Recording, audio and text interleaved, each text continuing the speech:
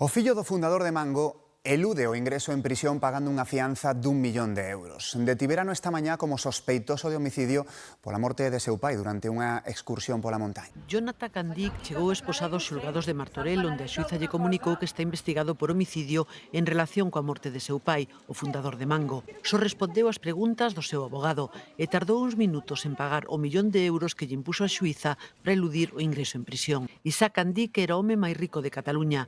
Precipitouse dunha altura de 150 metros durante unha excursión co fillo pola montaña de Montserrat. Os Mossos de Escuadra consideran difícil que nese lugar poida caer un corpo se que se exerza certa forza sobre el.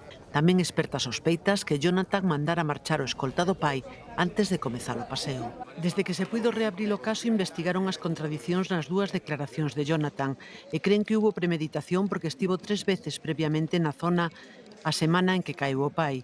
Jonathan Andic ten prohibido saír do país, retiráronlle o pasaporte e debe comparecer cada semana no xulgado.